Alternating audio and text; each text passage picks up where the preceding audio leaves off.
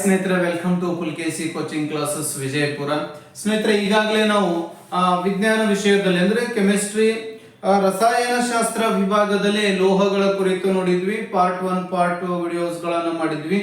ಇವತ್ತು ಪಾರ್ಟ್ 3 ಅದಕ್ಕೆ ಸಂಬಂಧಪಟ್ಟಂತೆ ಅಂದ್ರೆ ಲೋಹಗಳಿಗೆ ಸಂಬಂಧಪಟ್ಟಂತೆ ಈ ಟಿಇಟಿ, ಜಿಪಿಎಸ್ಟಿಆರ್ ಮತ್ತು ಪೊಲೀಸ್ PSI, SSC, RRB ಇನ್ನಿತರ ಎಕ್ಸಾಮ್ಗಳಿಗೆ ಸಹಾಯ ಆಗ್ತದ ಅನ್ನೋ ಒಂದು ಆಶಾಭಾವನೆಯನ್ನ ಇಟ್ಕೊಂಡು ಇವತ್ತ ಲೋಹಗಳಲ್ಲಿ ಇಂಪಾರ್ಟೆಂಟ್ ಭಾಗ ಆಗಿರ್ತಕ್ಕಂಥದ್ದು ಯಾವುದು ಅಂತಂದ್ರೆ ಮಿಶ್ರ ಲೋಹಗಳು ಅಂತಕ್ಕಂಥದ್ದನ್ನ ನಾವು ನೋಡ್ತಾ ಇದ್ವಿ. ಸೊ ಅಲೈಸ್ ಅಂತ ಹೇಳಿ ಕರಿತೀವಿ. ಹಾಗಾದ್ರೆ ಮಿಶ್ರ ಲೋಹಗಳು ಅಂದ್ರೆ ಯಾವುದು ಕರಿತೀವಿ ಅಂತಂದ್ರೆ ನೋಡಿ, ಸಿಂಪಲ್ ಆಗಿ ನಾವು ಇದನ್ನ ಡೆಫಿನಿಷನ್ ಅನ್ನ ಕೊಡಬಹುದು. ಮಿಶ್ರ ಲೋಹ ಯಾವುದರ ಮಿಶ್ರ ಇರುತ್ತೆ ಅಂತಂದ್ರೆ ಲೋಹಗಳ ಮಿಶ್ರಣ ಆಗಿರಬಹುದು ಅಥವಾ ಲೋಹ ಅಲೋಹಗಳ ಮಿಶ್ರಣ ಆಗಿರಬಹುದು. ಇವೆರಡರ ಸಮಾಂಗೀಯ ಮಿಶ್ರಣವನ್ನ ನಾವೇನು ಕರಿಬಹುದು ಅಂದ್ರೆ ಮಿಶ್ರ ಲೋಹಗಳು ಅಂತ ಹೇಳಿ ಕರಿಬಹುದು ಸ್ನೇಹಿತರೆ. ಅಂದ್ರೆ ಲೋಹಗಳು ಕೂಡಿಸಿ ನಾವು ಮಿಶ್ರ ಲೋಹವನ್ನಾಗಿ ಪರಿವರ್ತನೆ ಮಾಡಬಹುದು, ಅಥವಾ ಅಲೋಹಗಳನ್ನ ಬೆರಕೆ ಮಾಡಿ ನಾವು ಮಿಶ್ರ ಲೋಹವನ್ನಾಗಿ ಪರಿವರ್ತನೆ ಮಾಡಬಹುದು.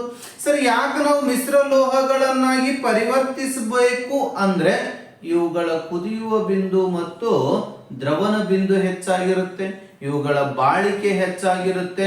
ನಾವು ಶುದ್ಧವಾಗಿರ್ತಕ್ಕಂಥ ಲೋಹಗಳನ್ನು ಪಡೆದ್ರೆ ಅವುಗಳ ಬಾಳಿಕೆ ಏನಾಗುತ್ತೆ ಅಂತಂದ್ರೆ ಕಡಿಮೆ ಇರುತ್ತೆ. ಮತ್ತು ನಾವು ಪ್ರತಿನಿತ್ಯ ಬಳಸಬೇಕಾಗಿರ್ತಕ್ಕಂಥ ಕೆಲವೊಂದಿಷ್ಟು ಸಲಕರಣೆಗಳನ್ನ ಮಿಶ್ರ ಲೋಹಗಳನ್ನಾಗಿ ಪರಿವರ್ತಿಸಿದಾಗ ಅವುಗಳ ಬಾಳಿಕೆ ಚೆನ್ನಾಗಿ ಬರುತ್ತೆ. ಸೊ ಹಾಗಾಗಿ ಮಿಶ್ರ ಲೋಹಗಳನ್ನ, ಹಾಗಾದ್ರೆ ಯಾವ್ಯಾವ ಧಾತುಗಳು ಮಿಶ್ರ ಲೋಹಗಳನ್ನ ಹೊಂದಿದ್ದಾವೆ ಅಂದ್ರೆ ಉದಾಹರಣೆಗಾಗಿ ಕಬ್ಬಿಣ ಮಿಶ್ರ ಲೋಹಗಳನ್ನ ಹೊಂದಿದೆ. ಹಾಗಾದ್ರೆ ಕಬ್ಬಿಣವನ್ನು ಪಡಿಬೇಕಾದ್ರೆ ಯಾವ ಕಬ್ಬಿಣದ ಮುಖ್ಯ ಅದಿರಿನಿಂದ ಕಬ್ಬಿಣವನ್ನ ಪಡಿತಾರೆ ಅಂತಂದ್ರೆ ಈ ಕಬ್ಬಿಣವನ್ನ ಪಡಿಬೇಕಾದ್ರೆ ಹೆಮಟೈಟ್ ಮತ್ತು ಮ್ಯಾಗ್ನೆಟೈಟ್ ಎಂಬ ಅದಿರಿನಿಂದ ಕಬ್ಬಿಣವನ್ನ ನಾವು ಪಡಿತೀವಿ. ಸೆಕೆಂಡ್ ಒನ್ ನೋಡುವುದಾದ್ರೆ ತಾಮ್ರದ ಮಿಶ್ರ ಲೋಹಗಳನ್ನ ಪಡಿತೀವಿ. ಹಾಗಾದ್ರೆ ತಾಮ್ರವನ್ನ ಪಡಿಬೇಕಾದ್ರೆ ತಾಮ್ರದ ಮುಖ್ಯ ಅದಿರು ಯಾವುದು ಅಂತ ನೋಡುವುದಾದ್ರೆ ಚಾಲ್ಕೋಫೈರೈಡ್ಸ್ ಅಂತಕ್ಕಂಥದ್ದು, ಅಥವಾ ತಾಮ್ರದ ಫೈರೈಡ್ಸ್ ಅಂತ ಹೇಳಿ ಕರಿತೀವಿ ನಾವು ಇದನ್ನ, ಅಥವಾ ತಾಮ್ರದ ಫೈರೈಡ್ಸ್ ಅಂತ ಹೇಳಿ ಕರಿತೀವಿ ಸ್ನೇಹಿತರೆ. ನೋಡಿ, ಕಬ್ಬಿಣಕ್ಕ 4 ಮುಖ್ಯ ಅದಿರುಗಳಿದಾವೆ, ತಾಮ್ರಕ್ಕೆ 5 ಮುಖ್ಯ ಅದಿರುಗಳಿದಾವೆ. ಅದರಲ್ಲಿ ಪ್ರಮುಖವಾಗಿರುವುದು ಯಾವುದು ಅಂತಂದ್ರೆ ಚಾಲ್ಕೋಫೈರೈಡ್ಸ್ ಅಥವಾ ತಾಮ್ರದ ಫೈರೈಡ್ಸ್. ತಾಮ್ರದ ಕ್ಯೂಫ್ರೈಟ್ ಬರುತ್ತೆ, ತಾಮ್ರದ ಗ್ಲಾನ್ಸ್ ಬರುತ್ತೆ, ತಾಮ್ರದ ಅಜುರೈಟ್ ಬರುತ್ತೆ, ತಾಮ್ರದ ಮೆಲ್ಕೈಟ್ ಬರುತ್ತೆ. ನೆಕ್ಸ್ಟ್ ಮಿಶ್ರ ಲೋಹ ನೋಡುವುದಾದ್ರೆ ಯಾವುದನ್ನ ನೋಡಬಹುದು ಅಂತಂದ್ರೆ ಅಲ್ಯೂಮಿನಿಯಂನ ಮಿಶ್ರ ಲೋಹವನ್ನ ನಾವು ಕಾಣ್ತೀವಿ. ಅಲ್ಯೂಮಿನಿಯಂನ ಮುಖ್ಯ ಅದಿರು ಯಾವುದು ಅಂತಂದ್ರೆ ಬಾಕ್ಸೈಟ್ ದಿಂದ ಅಲ್ಯೂಮಿನಿಯಂ ಅನ್ನ ಪಡಿತಾರೆ ಸ್ನೇಹಿತರೆ. ಸೊ ಅಲ್ಯೂಮಿನಿಯಂ ಅನ್ನೋದನ್ನ ಬಡವರ ಬೆಳ್ಳಿ ಅಂತ ಕರೀತಾರೆ, ಆಶ್ಚರ್ಯ ಲೋಹ ಅಂತ ಕರೀತಾರೆ. ಅಮೆರಿಕದ ಅಂಚೆ ಚೀಟಿಯಲ್ಲಿ ಅಲ್ಯೂಮಿನಿಯಂ ಅನ್ನ ಸಾಂಕೇತಿಕವಾಗಿ ಬಳಸಿದ್ದಾರೆ.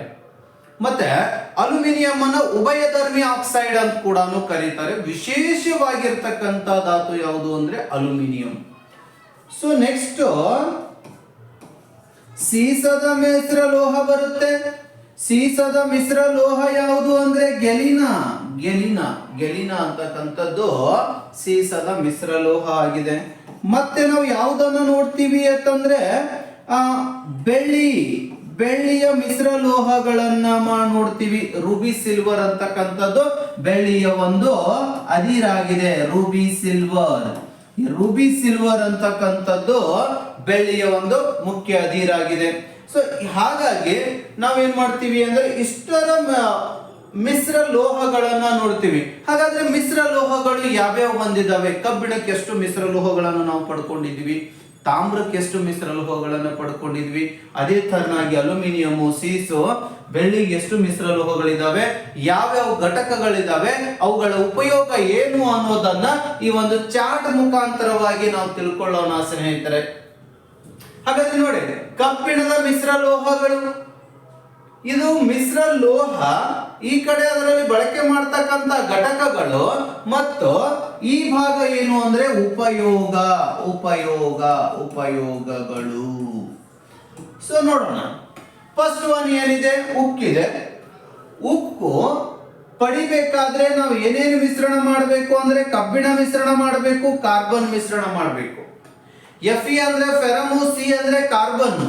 ಕಬ್ಬಿಣ ಕಾರ್ಬನ್ಗಳ ಸಮಾಂಗೀಯ ಮಿಶ್ರಣದಿಂದ ತಯಾರಾದ ವಸ್ತು ಯಾವುದು ಅಂದ್ರೆ ಉಕ್ಕು. ಎಲ್ಲಿ ಬಳಕೆ ಮಾಡ್ತೀವಿ? ಮೊಳೆಗಳ ತಯಾರಿಕೆಯಲ್ಲಿ, ಪತ್ರಾಸ್ಗಳ ತಯಾರಿಕೆಯಲ್ಲಿ, ಸೀಟ್ಗಳ ತಯಾರಿಕೆಯಲ್ಲಿ, ಕೆಲವೊಂದಿಷ್ಟು ಕಬ್ಬಿಣದ ವಸ್ತುಗಳನ್ನು ಪಡಿಬೇಕಾದ್ರೆ ಉಕ್ಕಿನಿಂದ. ಫಾರ್ ಎಕ್ಸಾಂಪಲ್ ಯಾವುದು? ರೈಲ್ವೆ ಹಳಿಗಳ ತಯಾರಿಕೆಯಲ್ಲಿ, ರೈಲ್ವೆ ಏನಂತಾರೆ ನಟ್ಟುಗಳ ತಯಾರಿಕೆಯಲ್ಲಿ, ಅಥವಾ ಯಾವುದೋ ವಾಹನಗಳ ಬಿಡಿ ಭಾಗಗಳ ತಯಾರಿಕೆಯಲ್ಲಿ ನಾವು ಅದನ್ನು ಬಳಸ್ತೀವಿ. ಸ್ಟ್ಯಾಂಡರ್ಡ್ ಆಗಿರ್ತಕ್ಕಂಥ ಉಕ್ಕು. ರೈತಾಪಿ ವರ್ಗದಲ್ಲಿ ನೇಗಿಲುಗಳಾಗಿರಬಹುದು ಅಥವಾ ಕೊಡ್ಲಿಗಳಾಗಿರಬಹುದು, ಕುರುಪಿಗಳಾಗಿರಬಹುದು, ಬಹುತೇಕವಾಗಿ ಉಕ್ಕಿನಿಂದ ಪಡಿತೀವಿ ನಾವು ಅದನ್ನು. ಸೊ ನೆಕ್ಸ್ಟ್ ಎರಡನೇದು ನೋಡುವುದಾದ್ರೆ ನಿಕ್ಕೆಲ್ ಉಕ್ಕು ಅಂತಕ್ಕಂಥದ್ದು ನೋಡ್ತೀವಿ. ಸೊ ನಿಕ್ಕೆಲ್ ಉಕ್ಕು ಒಳಗಡೆ ಹೆಸರೇ ಹೇಳುವ ಹಾಗೆ ಇದು ಕಬ್ಬಿಣದ ಮಿಶ್ರಲೋಹ ಆಗಿರುವುದರಿಂದ ಕಬ್ಬಿಣ ಪ್ಲಸ್ ನಿಕ್ಕೆಲ್ ಉಕ್ಕು ತಯಾರಾಗುತ್ತೆ. ಎಲ್ಲಿ ಬಳಕೆ ಮಾಡ್ತೀವಿ? ಕೊರೆಯುವ ಸಾಧನಗಳು ಅಥವಾ ಗೀಸರ್ಗಳು, ಇಲ್ಲಿ ನಾವು ಇದನ್ನ ಬಳಕೆ ಮಾಡ್ತೀವಿ. ನೆಕ್ಸ್ಟ್ ಬರುತ್ತೆ ನೈಕ್ರೋಮ್. ನೈಕ್ರೋಮ್ ಅನ್ನ ಮಿಶ್ರಲೋಹ ಕಂಡುಹಿಡಿದು ಈಜಿ. ಯಾವ ತರನಾಗಿ ಅಂದ್ರೆ ಅದನ್ನ ಇಂಗ್ಲಿಷ್ ನ ಬರೆದು ಬಿಡೋಣ. ನೈಕ್ರೋಮ್ ಇದು ಕಬ್ಬಿಣದ ಮುಖ್ಯ ಅದಿರು ಆಗಿರೋದ್ರಿಂದ Fe ಬರಿತೀವಿ. ಇದರೊಳಗಡೆ Ni ಇದೆ. ಸೊ Ni ಅದರ ಮಿಶ್ರಲೋಹ ಆಗಿದೆ. ಇದರೊಳಗಡೆ Cr ಇದೆ. Cr ಸಹಿತ ಅದರ ಮಿಶ್ರಲೋಹ ಆಗಿದೆ. ಹಾಗಾದ್ರೆ ನೈಕ್ರೋಮ್ದ ಮಿಶ್ರಲೋಹಗಳು ಯಾವ ಬರ್ತವೆ ಅಂದ್ರೆ ಕಬ್ಬಿಣ, ನಿಕ್ಕೆಲು, ಕ್ರೋಮಿಯಂ ಬರುತ್ತೆ. ಸೊ ಇವುಗಳ ಸಮಾಂಗೀಯ ಮಿಶ್ರಣದಿಂದ ತಯಾರಾದ ವಸ್ತು ಯಾವುದು ಅಂದ್ರೆ ನೈಕ್ರೋಮು. ಎಲ್ಲಿ ಬಳಕೆ ಮಾಡ್ತಾರೆ ಅಂತಂದ್ರೆ ಉಷ್ಣತೆ ಅಂದ್ರೆ ವಿದ್ಯುತ್ ಶಕ್ತಿಯನ್ನ ಬಳಕೆ ಮಾಡಿಕೊಂಡು ಉಷ್ಣ ಶಕ್ತಿಯನ್ನಾಗಿ ಪರಿವರ್ತಿಸ್ತಕ್ಕಂತ ಸಾಧನಗಳಿದಾವಲ್ಲ, ಉದಾಹರಣೆಗಾಗಿ ಬಲ್ಬ್ಗಳಾಗಿರ್ಬೋದು, ಉದಾಹರಣೆಗಾಗಿ ಇಸ್ತ್ರಿಗಳಾಗಿರ್ಬೋದು, ಉದಾಹರಣೆಗಾಗಿ ವಾಟರ್ ಹೀಟರ್ಗಳಾಗಿರ್ಬೋದು, ಅಥವಾ ವಿದ್ಯುತ್ ಒಲೆಗಳಾಗಿರಬಹುದು. ಸೊ ಇವೆಲ್ಲ ಉಷ್ಣ ರೋಧಕ ಸುರುಳಿಗಳ ತಯಾರಿಕೆಯಲ್ಲಿ ನಾವು ಈ ನೈಕ್ರೋಮ್ ಅಂತಕ್ಕಂಥದ್ದನ್ನ ಬಳಸ್ತೀವಿ ಸ್ನೇಹಿತರೆ. ಸೊ ನೆಕ್ಸ್ಟ್ ನೋಡುವುದಾದ್ರೆ ಯಾವುದು ಅಂದ್ರೆ ಇನ್ವಾರ್ ಉಕ್ಕು. ಇನ್ವಾರ್ ಒಳಗಡೆ ಕಬ್ಬಿಣ ಮತ್ತು ನಿಕ್ಕೆಲ ಬರುತ್ತೆ. ಸೊ ಇದನ್ನ ಲೋಲಕಗಳ ತಯಾರಿಕೆಯಲ್ಲಿ ಬಳಸ್ತಾರೆ ಅಥವಾ ಅಳತೆ ಮಾಪನಗಳ ತಯಾರಿಕೆಯಲ್ಲಿನೂ ಕೂಡ ಬಳಸ್ತಾರೆ. ಸೊ ಆಲ್ನಿಕೋ ಅತಿ ಹೆಚ್ಚು ಬಾರಿ ಪರೀಕ್ಷೆಯಲ್ಲಿ ಕೇಳಲಾಗಿರ್ತಕ್ಕಂಥ ಪ್ರಶ್ನೆ ಯಾವುದು ಅಂದ್ರೆ ಆಲ್ನಿಕೋ. ಅಲ್ಲೇ ಹೆಸರಲ್ಲೇ ಇದೆ ನೋಡಿ, ಅಲ್ಯೂಮಿನಿಯಂ ಇದೆ, ನಿಕ್ಕೆಲ್ ಇದೆ, ಕೋಬಾಲ್ಟ್. ಅಲ್ಯೂಮಿನಿಯಂ, ನಿಕ್ಕೆಲು, ಕೋಬಾಲ್ಟ್ ಇವೆಲ್ಲ ಕಬ್ಬಿಣದ ಮಿಶ್ರಲೋಹ ಆಗಿರೋದ್ರಿಂದ ಆಲ್ನಿಕೋ ಅಂತಕ್ಕಂಥ ಮಿಶ್ರಲೋಹದಲ್ಲಿ ಅಲ್ಯೂಮಿನಿಯಂ, ನಿಕ್ಕೆಲು, ಕೋಬಾಲ್ಟ್ ಪ್ಲಸ್ ಕಬ್ಬಿಣದ ಮಿಶ್ರಲೋಹಗಳಿದಾವೆ. ಎಲ್ಲಿ ಬಳಕೆ ಆಗುತ್ತೆ ಅಂತಂದ್ರೆ ಶಾಶ್ವತ ಕಾಂತಗಳನ್ನು ತಯಾರಿಕೆ ಮಾಡಲು. ಶಾಶ್ವತವಾಗಿ ಈ ಕಾಂತಗಳು ಅಂತ ಬಂದಾಗ ನೈಸರ್ಗಿಕ ಕಾಂತ ಮತ್ತು ಕೃತಕ ಕಾಂತ ಅಂತ ನೋಡ್ತೀವಿ. ಆ ಕೃತಕ ಕಾಂತಗಳನ್ನ ನಾವು ತಯಾರು ಮಾಡಬೇಕಾದ್ರೆ ಈ ಒಂದು ಆಲ್ನಿಕೋ ಮಿಶ್ರಲೋಹಗಳನ್ನು ನಾವು ಬಳಕೆ ಮಾಡಬೇಕಾಗುತ್ತೆ ಸ್ನೇಹಿತರೆ.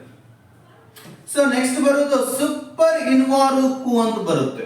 ಸೊ ಸೂಪರ್ ಇನ್ವಾರ್ ಉಕ್ಕು ಒಳಗಡೆ ಕಬ್ಬಿಣ ಇದೆ, ನಿಕ್ಕೆಲ್ ಇದೆ ಮತ್ತು ಕೋಬಾಲ್ಟ್ ಇದೆ. ಇದು ದೃಕ್ ಉಪಕರಣಗಳ ಒಂದು ತಯಾರಿಕೆಯಲ್ಲಿ ಅಥವಾ ಲೇಸರ್ ವ್ಯವಸ್ಥೆಯಲ್ಲಿ ಇದನ್ನು ನಾವು ಬಳಕೆ ಮಾಡ್ತೀವಿ. ಲಾಸ್ಟ್ ಇದೆ ಕಬ್ಬಿಣದ ಮಿಶ್ರಲೋಹಗಳಲ್ಲಿ ಯಾವುದು? ಕಲೆರಹಿತ ಉಕ್ಕು.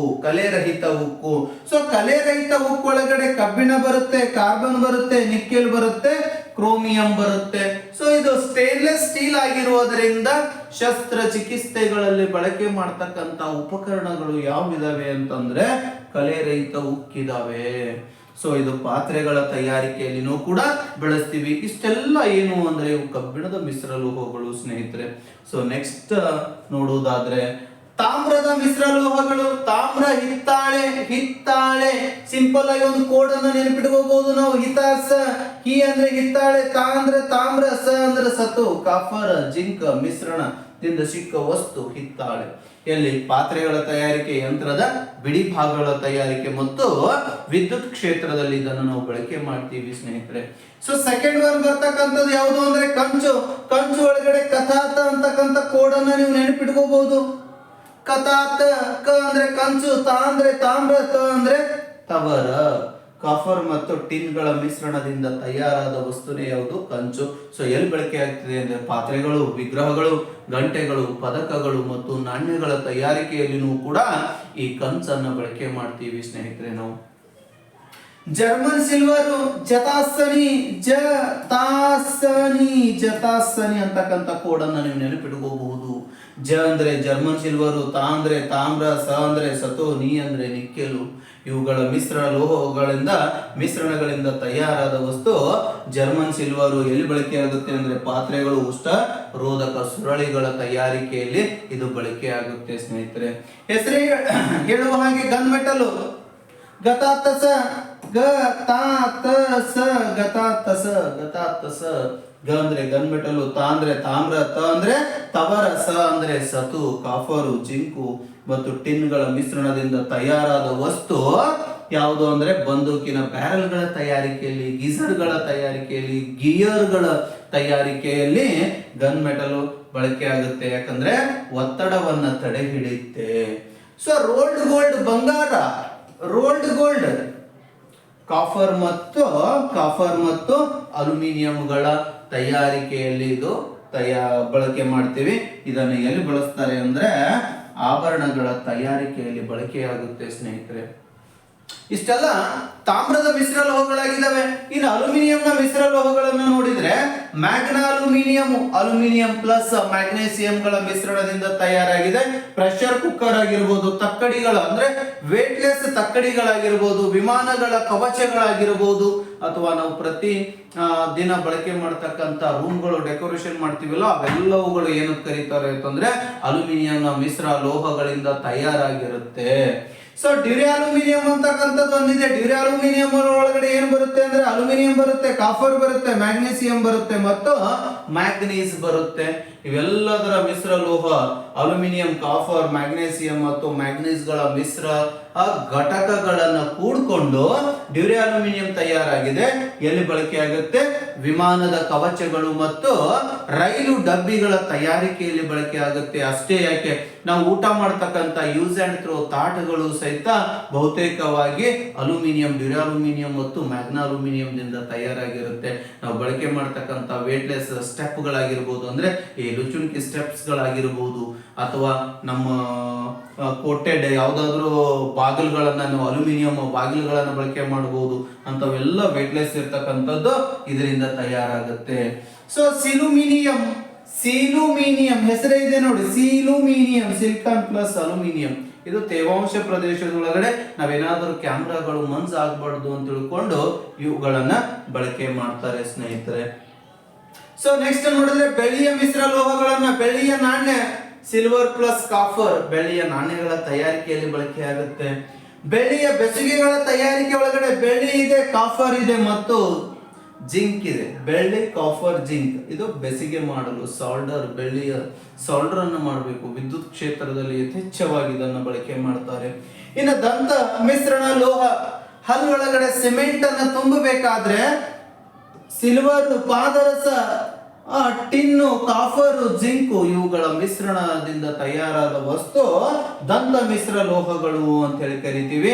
ಹಲ್ಲಿನಲ್ಲಿ ಸಿಮೆಂಟ್ ಅನ್ನು ತುಂಬಲು ಇದನ್ನ ಬಳಕೆ ಮಾಡ್ತಾರೆ. ಇನ್ನು ಸೀಸದ ಮಿಶ್ರ ಲೋಹಗಳನ್ನ ನಾವು ನೋಡಿದ್ರೆ ಸಾಲ್ಡರ್ ಅನ್ನು ಹೊಡಿಬೇಕಾದ್ರೆ ಸೀಸ ಪ್ಲಸ್ ಸತುವನ್ನ ಬಳಕೆ ಮಾಡ್ತಾರೆ. ಅತಿ ಕಡಿಮೆ ಕರಗುವ ಬಿಂದುವನ್ನು ಹೊಂದಿದೆ. ಸೊ ಹಾಗಾಗಿ ಸೀಸ ಮತ್ತು ಸತುವನ್ನ ಬಳಕೆ ಮಾಡ್ತಾರೆ. ಸೊ ಇದು ಬೆಸುಗೆ ಮಾಡಲು, ಸಾಲ್ಡರ್ ಹೊಡೆಯಲು ಬಳಕೆ ಆಗುತ್ತೆ. ಸೊ ಟೇಪ್ ಮೆಟಲ್ಗಳನ್ನ ಪಿಬಿ, ಆಂಟಿಮನಿ ಮತ್ತು ಟಿನ್ಗಳ ಮಿಶ್ರಣದಿಂದ ತಯಾರಾದ ವಸ್ತು ಇದು ಪ್ರಿಂಟಿಂಗ್ ಗಳಲ್ಲಿ ಬಳಕೆ ಮಾಡ್ತಾರೆ. ಫ್ಯೂಸ್ ತಂತಿ,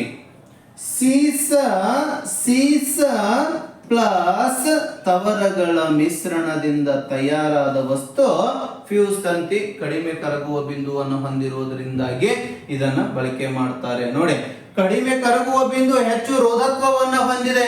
ಹೆಚ್ಚಿಗೆ ಬಂದಿರತಕ್ಕಂತ ವಿದ್ಯುತ್ ಅನ್ನ ಉಷ್ಣತೆಯನ್ನಾಗಿ ಕನ್ವರ್ಟ್ ಮಾಡಿ ಆ ಕಡೆ ಇರ್ತಕ್ಕಂಥ ಸರ್ಕ್ಯೂಟ್ ಅನ್ನ ಕಟ್ ಮಾಡಿ ಇಡೀ ಎಂಜಿನ್ ಅನ್ನು ರಕ್ಷಣೆ ಮಾಡ್ತಕ್ಕಂಥದ್ದು, ಮೋಟಾರ್ ಅನ್ನು ರಕ್ಷಣೆ ಮಾಡ್ತಕ್ಕಂಥ ಕಾರ್ಯ ಫ್ಯೂಸ್ ಮಾಡುತ್ತೆ. ಹಾಗಾಗಿ ಫ್ಯೂಸ್ ಅನ್ನ ಟ್ರಾಫಿಕ್ ಪೊಲೀಸ್ ಅಂತ ಹೇಳಿ ಕರಿತೀವಿ ಸ್ನೇಹಿತರೆ. ನಾವು ಇದನ್ನ ಟ್ರಾಫಿಕ್ ಪೊಲೀಸ್ ಅಂತ ಹೇಳಿ ಕರಿತೀವಿ. ಸೊ ಇದು ಮಿಶ್ರ ಲೋಹಗಳು ಅತ್ಯಂತ ಇಂಪಾರ್ಟೆಂಟ್ ಆಗಿರ್ತಕ್ಕಂಥ ಪಾಯಿಂಟ್ಸ್.